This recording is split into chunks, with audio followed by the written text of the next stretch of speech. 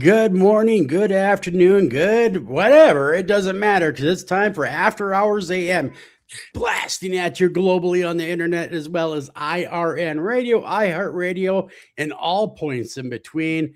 We have a heck of a great show for you tonight. A very good friend of mine is on the show tonight.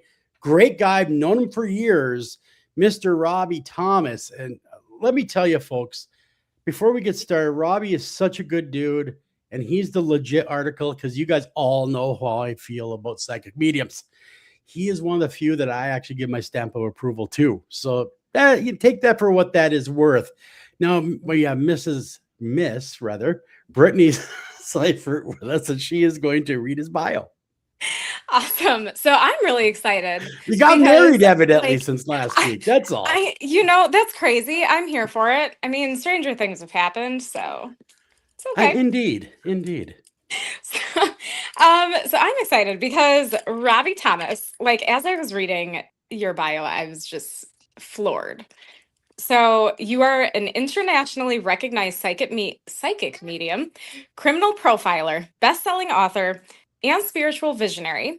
You've spent years assisting families, law enforcement agencies for not only murder investigations, but missing persons cases throughout the world.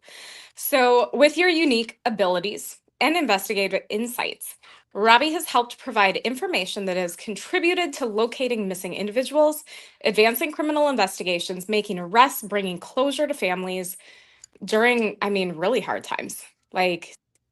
Just the amount of emotion that has to go into that. So you're based in Canada, and Robbie works closely with families and law enforcement professionals, helping to uncover details in complex cases while offering comfort and guidance to those affected by tragedy. His work has earned him widespread respect throughout the paranormal and spiritual communities and has led to collaborations with professionals in television, film, radio, and publishing. So, a prolific best-selling author, Robbie has published 9 books of his own and contributed to several others, covering topics ranging from spirituality and metaphysics to horror and the paranormal. So, his creative talents have also extended into television, film development, and he's worked on multiple projects receiving industry attention and production consideration, both in Canada and the United States. Robbie's media appearances include features from NBC, CBS, ABC, CTV, Rogers Television, GAIAM Television, UFO TV, and numerous other television networks and news outlets. He's also been a featured guest on hundreds of radio programs and podcasts throughout North America. In addition, Robbie has appeared in and contributed to several paranormal-themed film projects, including Dead Whisper, The Sally House, Paradox, the Parasylum Director's Cut, and Return to Al Capone's Speakeasy. Known for his dedication to helping others, Robbie continues to be sought after internationally for his work in psychic investigation, spiritual guidance, criminal profiling, and paranormal research.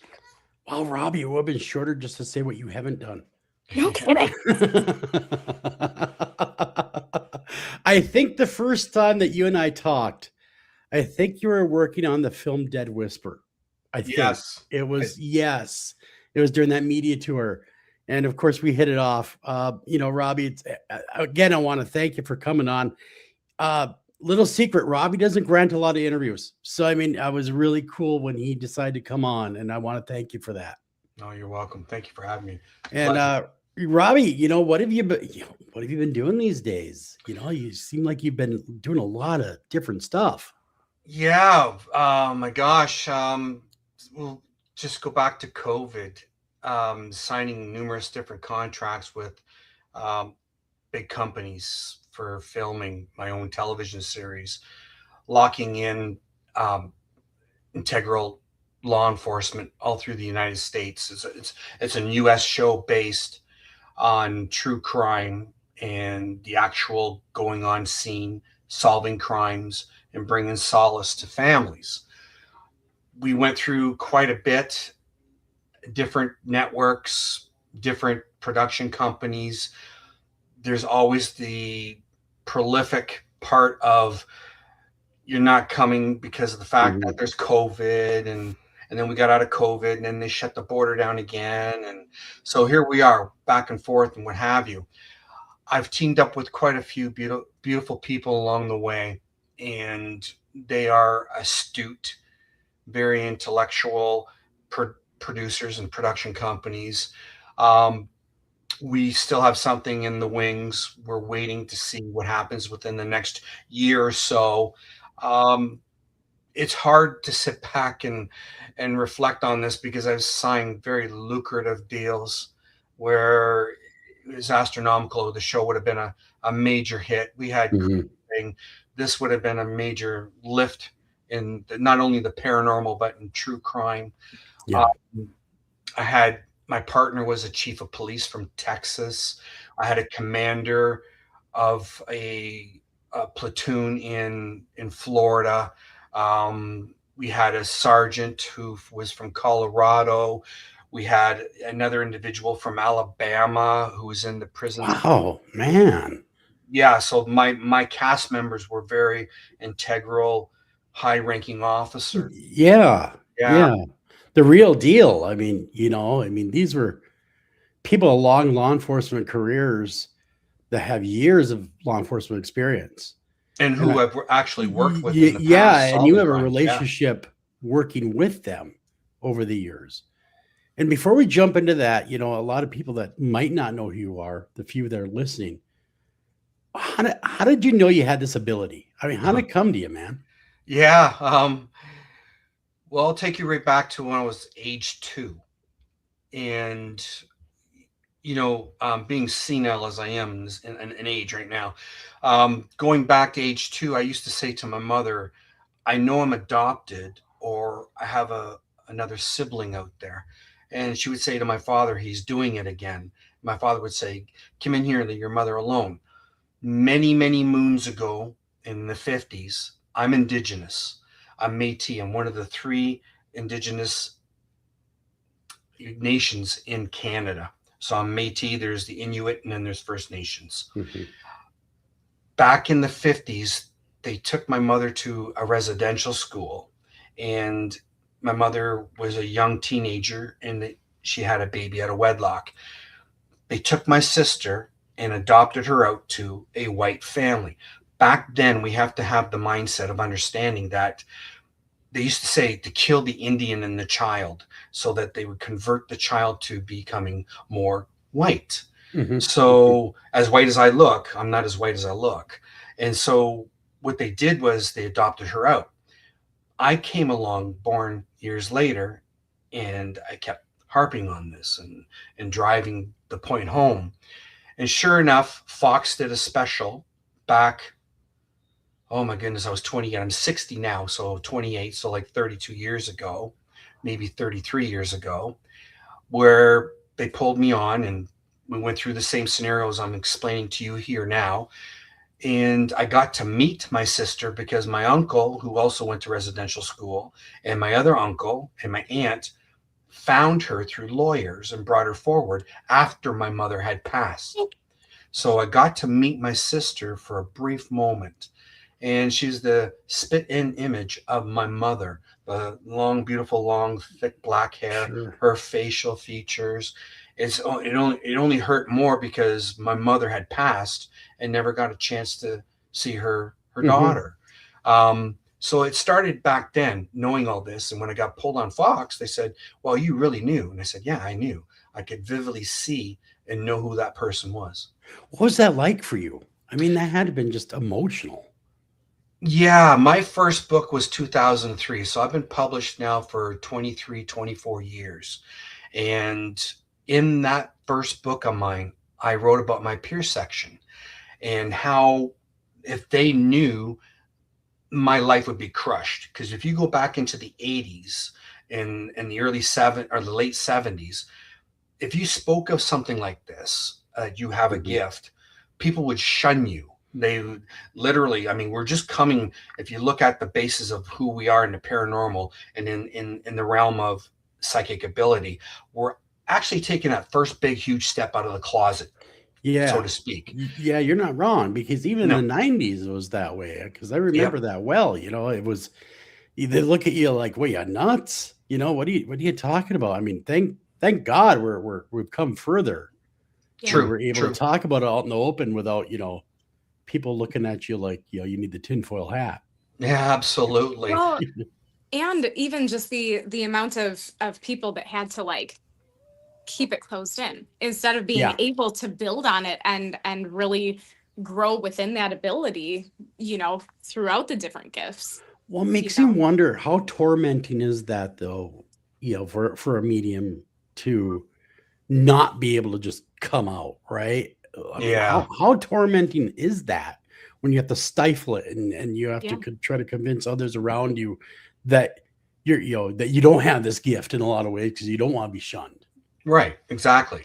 And as I wrote in the first book, my peer section, again, if I would have spoken of this or shared any of this outside of my mother and my grandmother, who knew and who were very spiritual at the time themselves, I would have been, that boy. I would have Mhm. been that kid. So instead of being labeled that person, I just kept to myself. And my mother would nurture me and Mhm. explain to me how this all works. So I grew up in the basis of self-learning and being taught by my mother.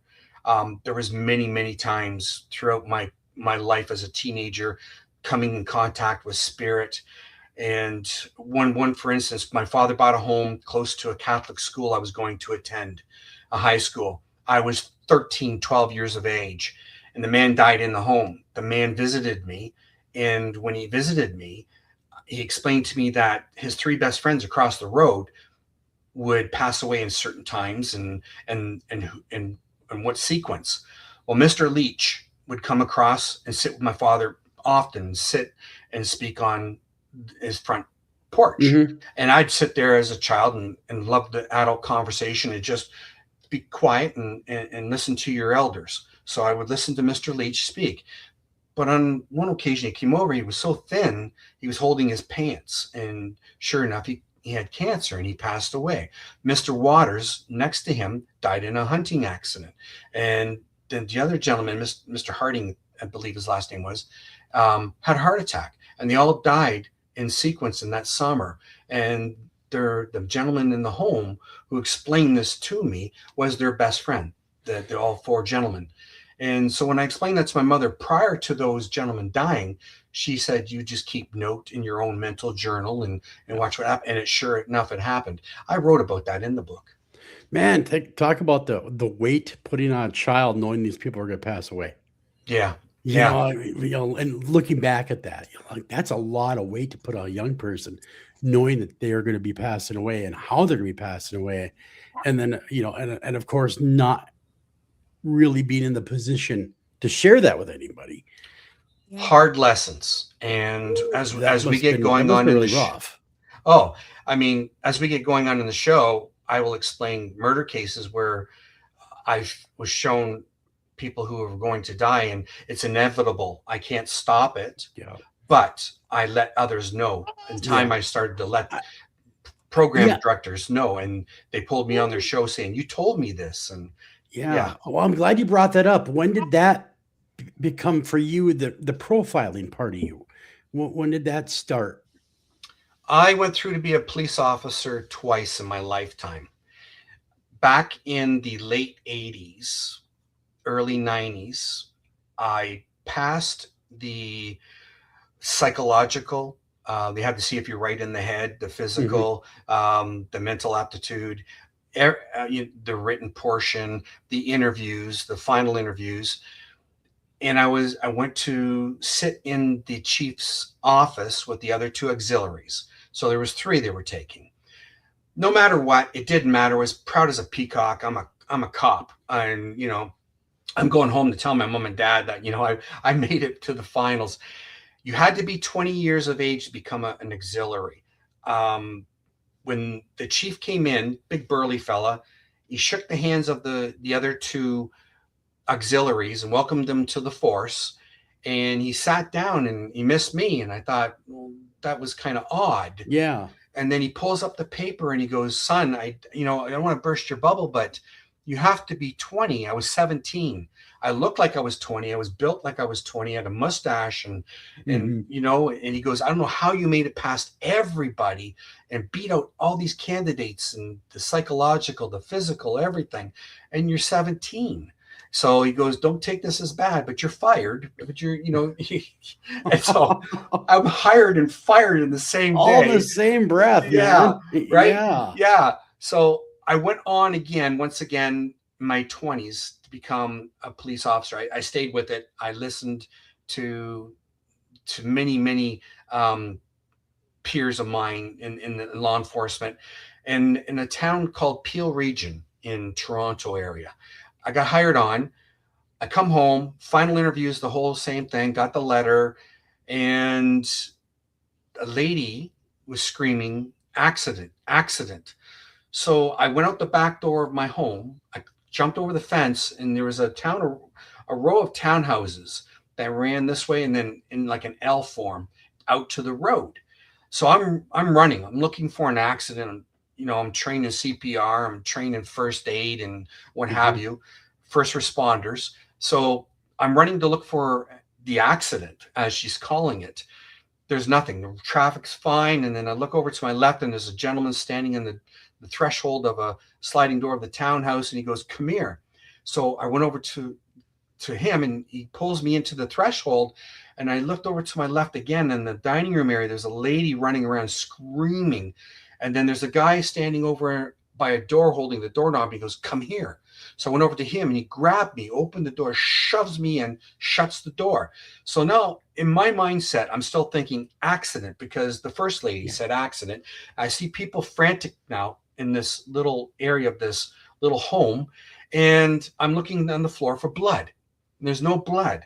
But then I look up, and then there's a man. He's sitting on the toilet, his eyes wide open, his lips are blue, purple blue, and he had passed on. So I went over to him. I'm checking for vitals. I'm about to do CPR, and I hear, let me go.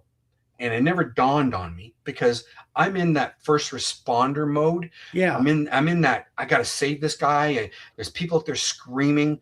And then I hear again, I go do CPR, and I hear him say, let me go. And I stopped, and I looked at him, and I knew that he's looking at me, and he's telling me he's gone. So I slowly backed out. I grabbed the door, I opened it up. Now, I told you there was 3 people in that room there. Yeah. As I opened the door, I must have been in that bathroom for maybe a minute, maybe a little bit more as time went by. And I turned and went into the other room, and it was packed full of people, neighbors and everybody that was inside that kitchen area. And they're all looking at me. And then my father come running in, and all he said was, well, as he walked through the threshold, and I looked over at him, and I shook my head. Everybody screamed. Uncanny how this happened. I never knew this, but it turned out to be my sister's best friend's father who passed away. Wow. So then I knew right there, right at that moment, I'm not going to be a police officer. My direction in life from God and spirit and the universe is totally different now, because I'm centrally focused from being such a young child coming up to my 20s. I know what I'm supposed to do. I called up the police in the detectives who hired me on in Peel, and I told them I quit. They said, you can't quit. We spent so much money. And they said, okay, only way you can quit. And my very first movie, Joel, my very first movie I'm ever in, I'm in my 20s, and it's firefighters, police officers, and EMTs who quit under duress. Oh, geez. Yeah. So I'm thinking, this is great, right? So here's my big movie debut, and right, right. Here we go. We're breaking into the biz. Yeah. So I agreed to the terms that if I do this documentary movie on me quitting and being stressed out and what have you, to show the fact that we're human as police officers and what have you, that I'm off the hook and I don't have, so okay, I agreed. Yep. The captain showed up with the sergeant, the film crew and what have you, and they set up in my living room, and action. And so they start asking these questions. So the one question was, why do you want to quit? And I explained, as I did now to your audience and to you, I found him dead and I know my direction where I'm going. Their jaws hit the floor. I was going to say, yeah, the reaction to that must have been, yeah. I couldn't imagine. I couldn't imagine. And I remember how fast they got out of my house. They packed up all the equipment. I bet. They're like, whoa. Yeah. He's a nutcase. Yeah. You know, you do a lot of readings for people too over the years. Yeah, I have. And if you had to describe your abilities to someone that's never experienced a psychic reading, how would you describe that? Instrumental, disturbing, some because I don't hold anything back. Mm-hmm. And a lot of the years have gone by where I've done that, and people, I really didn't need to know that, and then things turned out what I've said. And again, and I'll show your audience how that works through the murder cases I've helped solve, where I get the visions way before the murder happens, and I'll explain how that works. To me, it's like I described in my book one time, it's always like being tormented. It's something where you live with. It's the omen of my life. This is what it is. You can't shut it off. People say, "Oh, I can control it. I can shut it off. I can do."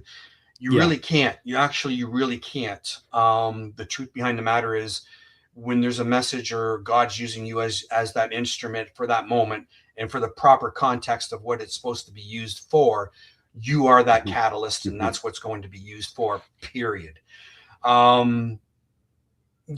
So over the very, very vital many years, I have done that, and I've learned that, okay, now we don't read for people. I work with law enforcement only. I was going to ask you, when law enforcement gets hold of you, do you tell them, don't tell me anything I'm going to tell you, or do you get any information? How does that work when they get a hold of you?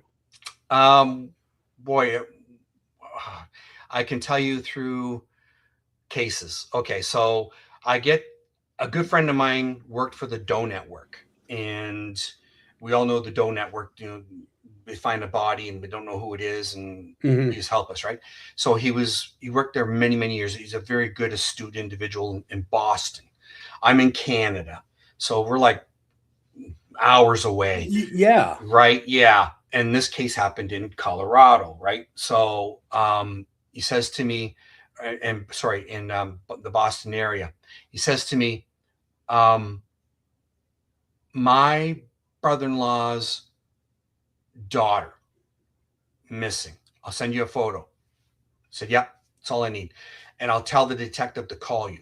Okay. Yeah. Okay. So he gives me the photo. I write down everything I see, everything I know.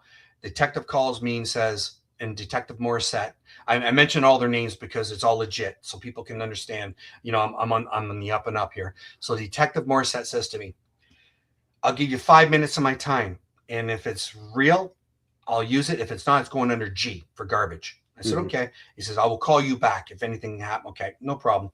So I fax off all my information, no less than 3, and it usually happens like this. 3-4 minutes go by, phone rings again, and he goes, and he's very livid and he's very loud. He's going, how much did Tommy tell you? And I said, Tommy didn't tell me anything. He goes, I know he must have told you. How could you know all this? And I said, well, I just know through the photograph and hearing what I see and seeing what I hear. And he goes, that's the guy that what you're describing is a guy who I have in lockup now. Right. So, okay, fine. So that happened. About a year went by, not even a year.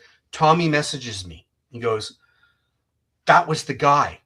And he's in jail, and he confessed. We got the man. Dang, we had him man. the whole time. I said, well, yeah. I said, that's how it works, right? So it's hard for some officers, and there's some who don't.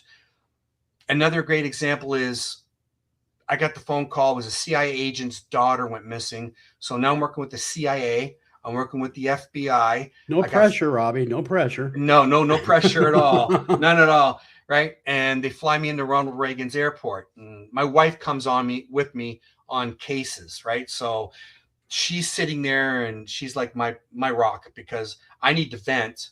So I need to, at nighttime, when I'm done with all the police officers and everything, and it builds up. Let's face it. Like Yeah, she's you're looking. yeah, everyone has Yeah. that person that they turn to.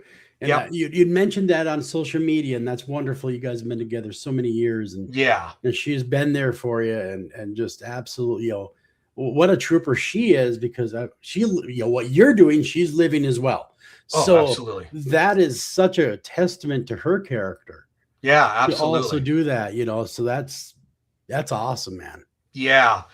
We go down in Homer Rich, Detective Homer Rich, Culver County Sheriff's Department, FBI, and he says to me, here's a map of Maryland and Virginia.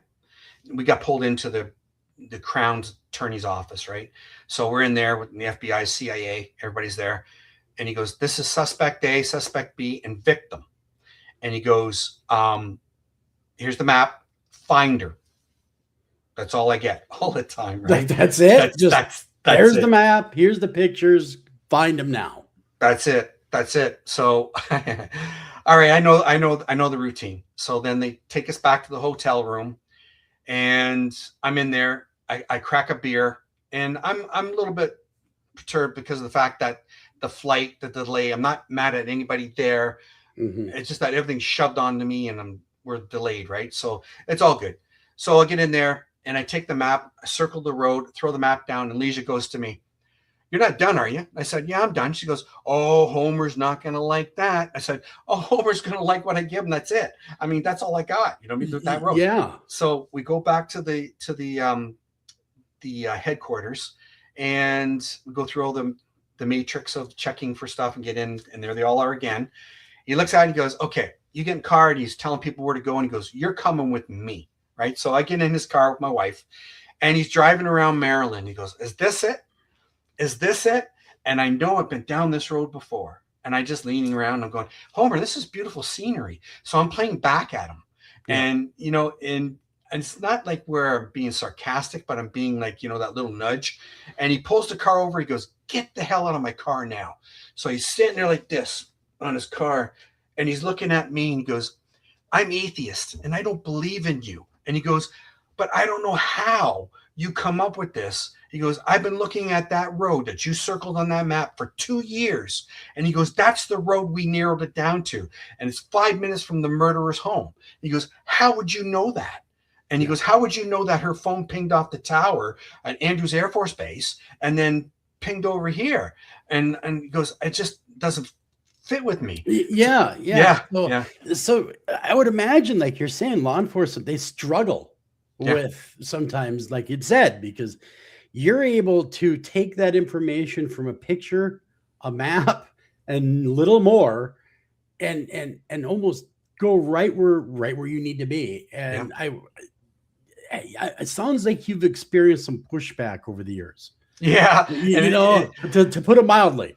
Yeah, I have, but in the end, in the end. It's like, the handshake, and I'll work with you anytime. Yep. You got my open endorsement, and if you want my website, they all endorse me. Videos to written endorsements, it's all there. But you know what? I get a kick out of it at the same time because it opens their eyes. It's another tool. Then they pass that on to other law enforcement, and the phone never stops. I'm like, one called me the Rolodex or something. I forget the nickname they give me. They just roll and they get me and they call me. And, it's just the way it happens. So in light of that case, we found the bag. The tools were missing out of his truck, found flip-flops, the chain, the blouse. There was a weapon in there. And then on this case too, we got that solved, that one there in a field where I found the bag with all the instruments, what have you. I said she rolled up in a red blanket carpet type thing, 100 feet from the roadway. Well, I ended up finding somebody else's missing baby who was murdered prior. Wow. Yeah. So Dang. that was a case that was coming through at the same time of doing Catherine's case. And then while we're there, going back to the hotel now, you hear on the radio, we know you have him here. Can you bring him up to Washington? So, I said, yeah. So, yeah, it's amazing. And Man, so I didn't think about that though. But I would imagine when you're in some cases, other cases come to you just because you're in the vicinity or they're there. Now, do the dead, do they come to you directly and talk to you? Like, do you see them or do you hear them, or how does that work? Yeah, very high profile case here in Canada was Victoria Stafford. And the anniversary was, she was missing in April. This July is when we find her, and it was in 2009. I seen vision of where she was going into the tree line, the pile of rocks and rubble with wood, the Mennonites who drove buggy and horse and buggy, all kinds of different aspects to this. That was 2 days prior to her going missing. So on my website, there's a radio of Fox FM, the program director, George Hayes, and I showed him, because many times I've done other shows like in between cases and whatever. And then he goes, "What, like you said, what you got going on now?" And I said, "Well, look, there's a case." And I said, "I just had this." So I showed him all the vital information prior to, and then it happened.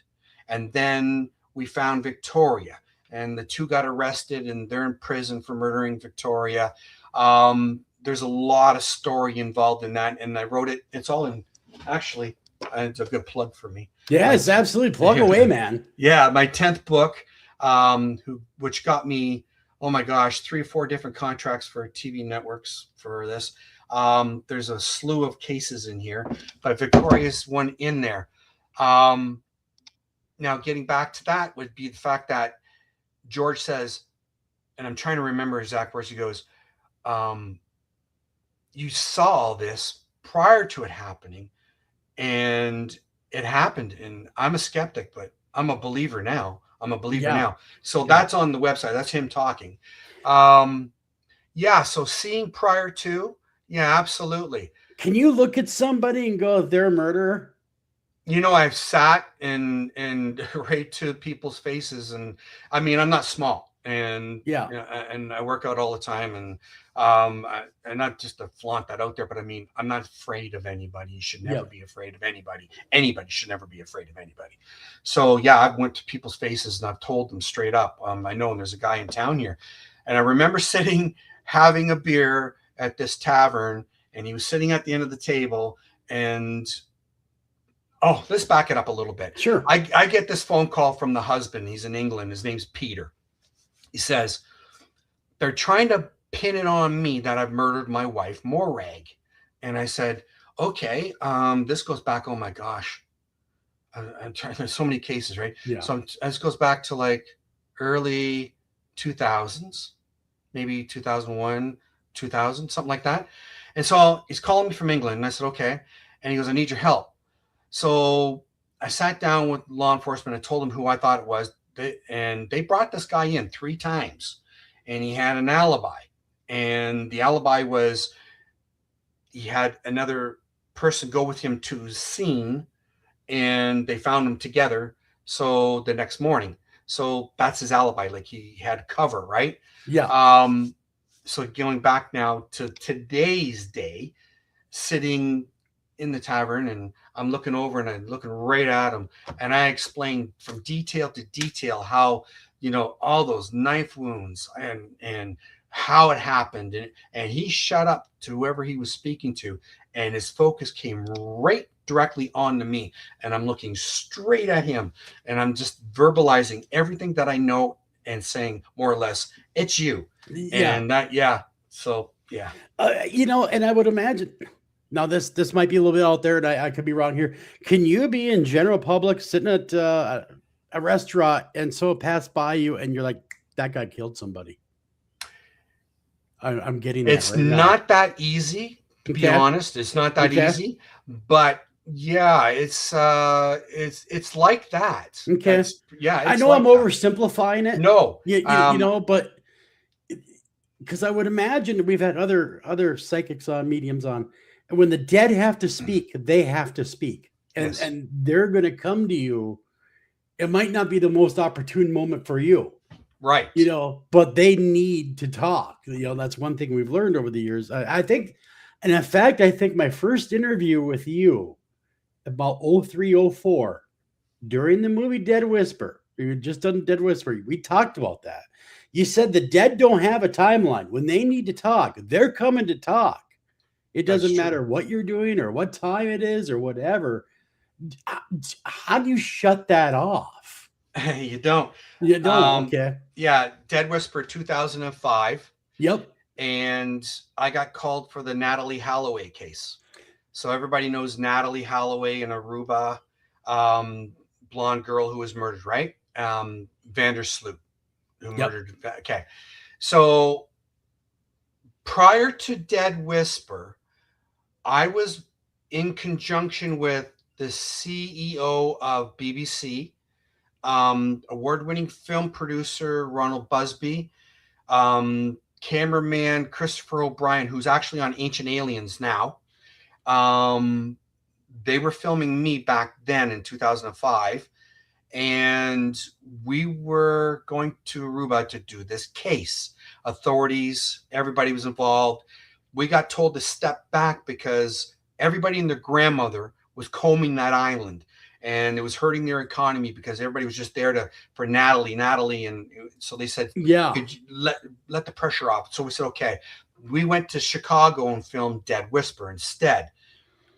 While in Chicago, my notes that were for the circle of people who were involved in this case, and you probably remember on Fox TV showing running shoes on the beach, the boat, all that. That's my drawings. That's what my drawings, somebody in our group leaked out to Fox. My drawings of the shoes, the beach area, the boat, the water, all the description, everything. Yeah. And then so Ron come busting in my hotel room, and he's literally livid. He's going, "You sold us out." And I said, "I don't understand what you're talking about." And he put Fox TV on, and there they were. It was all over the news. Yeah. And I said, "I didn't do that. Somebody in our circle did that." Yeah. Right. Yeah. Yeah. Wow. Dang, man. Yeah. It's amazing, and then come full circle now. I'm on Daytime Live Toronto TV, a major television program in Canada. Mm-hmm. And the two hosts, like you guys, interviewing me about Vandersloot and Natalie. And this was May 15, maybe around there. I'm right. Yeah, I'm going to say about May 15. And they said to me, "What do you think about Vandersloot?" And then I seen it again. I said, "He's going to murder, and he's going to murder again real soon." Yep. And the host went to me, "Okay, we're not going to talk about this, blah, blah, blah." We went to commercial, come back, and we talked off commercial. May 31st, 2 weeks later, he murdered Flores in Peru. Yeah, the guy was just a monster. Yeah. Yeah, and still is. I think he's still alive. So he is a monster. He's a monster. I remember when that all was going down, and that's, that was such a crazy case. Yeah, that was a crazy case. And heartbreaking case at the same time, but they're all heartbreaking. All of them. And when you show up and you are there in the midst of working a case, you're seeing people at their worst. Because I would imagine you're dealing with family members. They're just distraught and they're curious, where do we go next? What do we do next? How do you deal with that, Robbie? I mean, how do you get the temperature down and help these families out? It hurts. A good example, let's go back to I'll give you many examples of beautiful families. Like they literally adopt my family. I bring my family. So Victoria Stafford, I brought my children, my wife, to make everybody feel comfortable. Like, this is for real. I'm not just here to play games. I'm bringing my family. I'm putting my name on the line. This is for real, right? Yeah. So we become emotionally tied. And I remember the little girl. She must have been 3 years of age. She said to me when I was in the grandmother's house, She goes, here's 3 M&Ms. She goes, one for you, one for me, and one for Victoria when you find her. And I said, okay. And I put it in my pocket, my jacket. I still have that jacket. And so we're going back to 2009. I still have that jacket. I keep it. Maybe a few years ago, I'm putting the jacket on. I reached in my pocket. And what's this gooey stuff? And I pulled out, and there was the 3 M&Ms melted in my pocket. I busted crying. I was crying because that brought back so much emotions to me at that moment, where it was so high and vivid, and the reality was this little girl, you know. I mean, talk about emotionally taxing. You see what I'm saying? I mean, you're there, you're helping the family, and this is going on. It's had to have changed you, Robbie, over the years, right? Yeah. You know, I mean, how do you separate the Robbie Thomas at home from the Robbie Thomas working a case? Do you ever have a hard time doing that? Oh yeah, my family is a very straightforward family. My wife, my children. Well, now my girls, they're much older, 28, 27, but we're going back to when they were like younger than teenagers, and they've watched their dad do all this all their lives and meet people, right? I call it for what it is. I don't put up with any bull. I don't slice the bread any different than anybody. It's straightforward. So to deal with it in who I've become, I used to say to people, and I'm sure I've said this on your show a long, long time ago, I become that cold person. So when I do a case, I can't rely on feelings and my emotions. I have to put myself aside in order to do the right thing for whomever I'm helping in law enforcement. So you become cold. You become that individual where you just you glare into people's eyes and you just tell it straightforward. I mean, I've sat with murderers and they let me interrogate them in the States. I know you're in the States. I say it funny because I'm in Canada, but they let me interrogate them. They say, you go ahead and ask questions. So when I do, it's very straightforward. And I look at these evil people and I, you know, I mean, I have had them tell me they want to come shoot me. I mean, like, whatever. I mean, how do you not want to rip these people's heads off? You know what I mean? You know, knowing what they did. Now, folks, Psychic Profilers, the book, The Real Deal, True Crime Cases, Volume 1 is out. It's available on Amazon, a whole other outlets, but Amazon, of course, is where most folks are getting their books these days. I highly recommend you pick up a copy of this.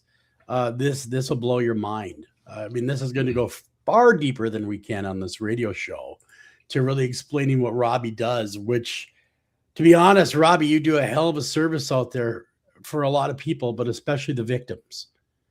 They're the ones, you know, that you help a lot, and the families. So, you know, and so when you're in the midst of doing these cases, you become a much different person, like you'd said.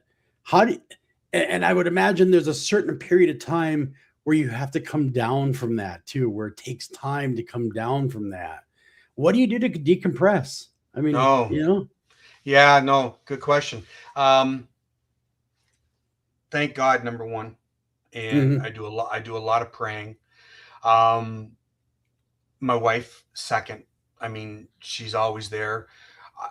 There's times, and still like even today, I know this might sound funny. I don't know if it is or not, but I mean, we went and got a bush, and again, I'm referring to Victoria, and I planted, the bush was called Victoria, and then it just happened after. So I planted that bush is still in my yard. So I mean, I have little reminders around me my whole life, and I don't think you really come down, but I mean, I come down enough that I'm able to speak about things a little bit more, be a little bit more livid in how I can express my feelings that way.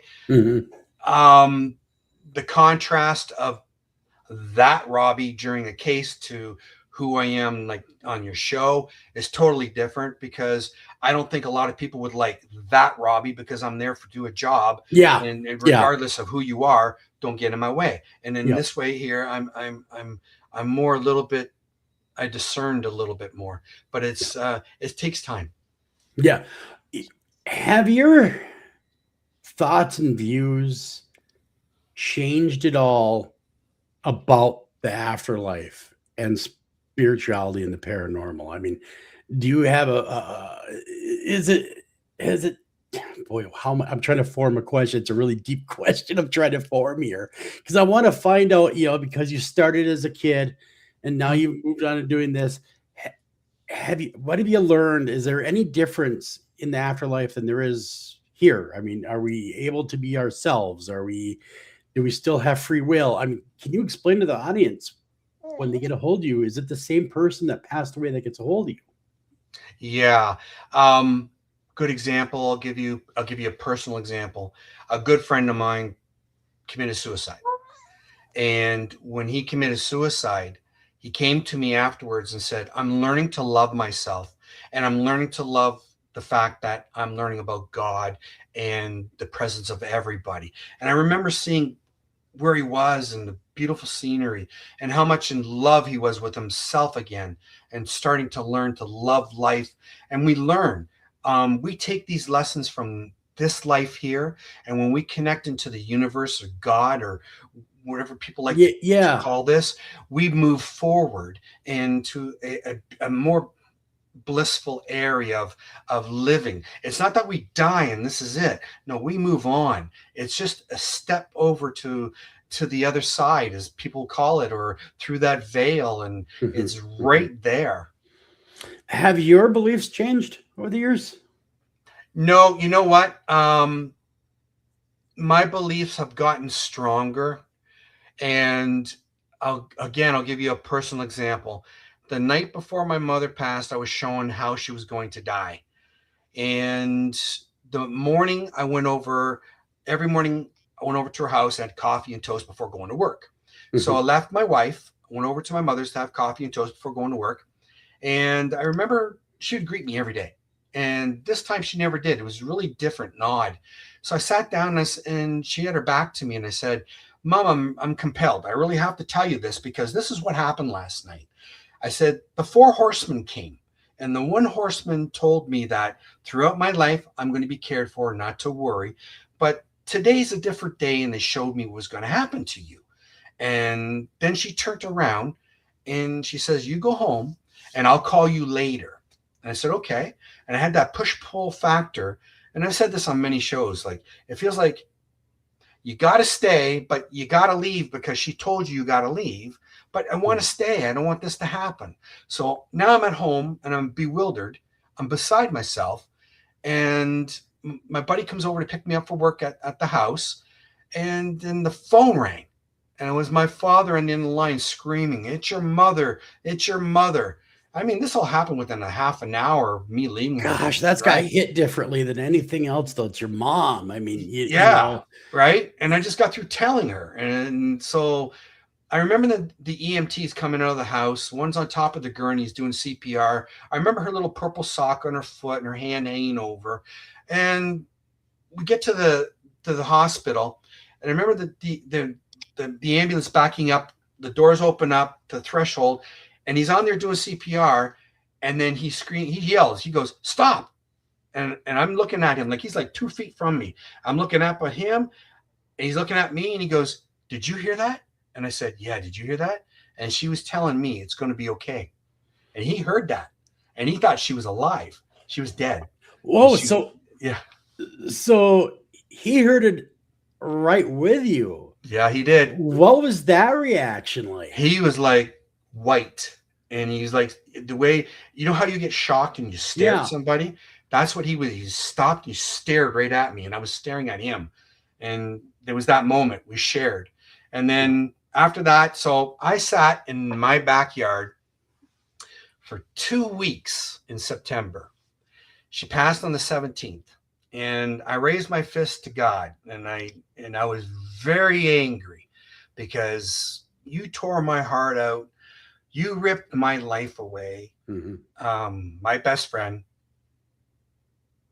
and still hard.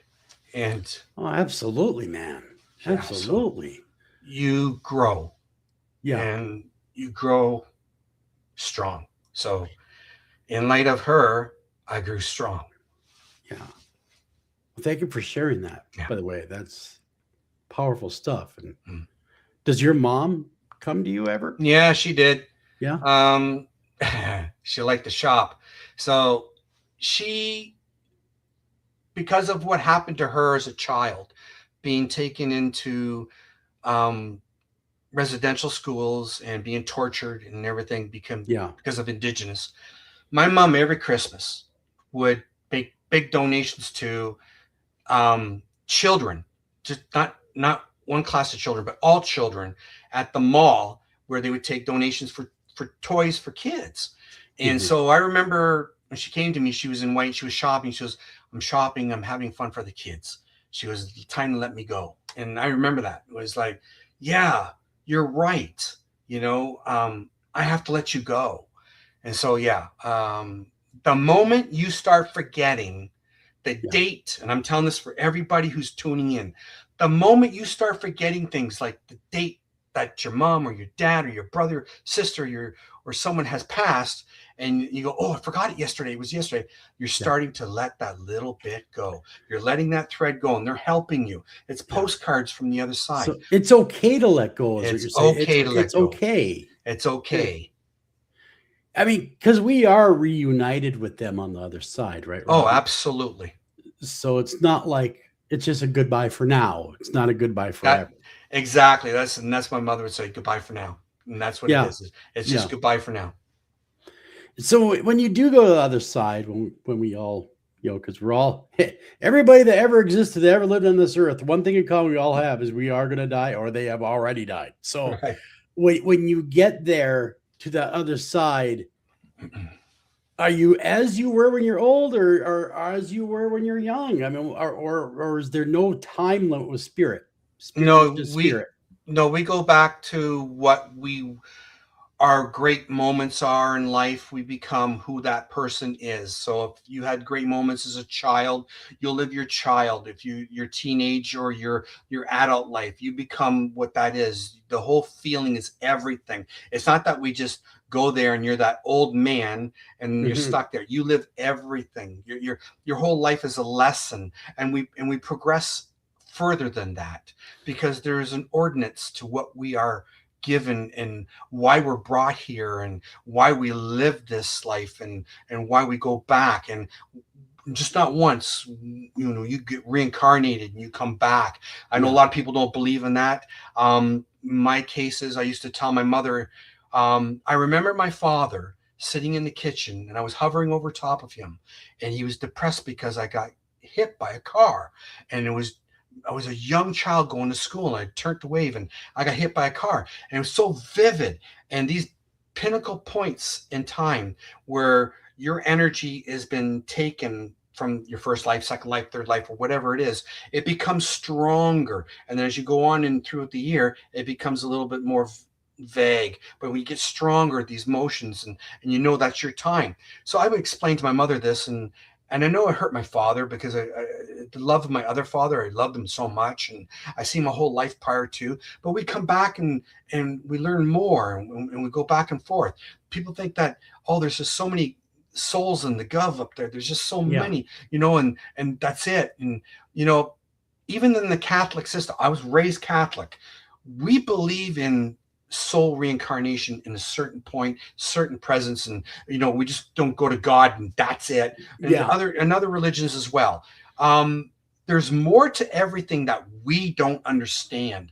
And if we open up and enlighten ourselves a little bit more, to know that not one religion is the right religion in this world. Religion is man-made. We got to get on the spiritual realm. The spiritual is where God is. That's what you know what I mean? I agree. I got a kind of a tough question for you. Is there a heaven? Yeah, there is. Do we make our own paradise, heaven, sanctuary, whatever? That is great to know. Yeah, absolutely. That is, because we all could use a little heaven. Oh, we could. We all need to. Actually, we also all need to be better to each other. Yes, because this is a hard place to be. This earth. That's right. Now I'm glad you asked that. I forget what number book it is. I wrote a book called Signs from Heaven, and it's the only book that a psychic's ever been endorsed by a government. So it got read in Parliament in Canada, and I got the letter from the official who wrote it or read it. Yeah, there's a heaven.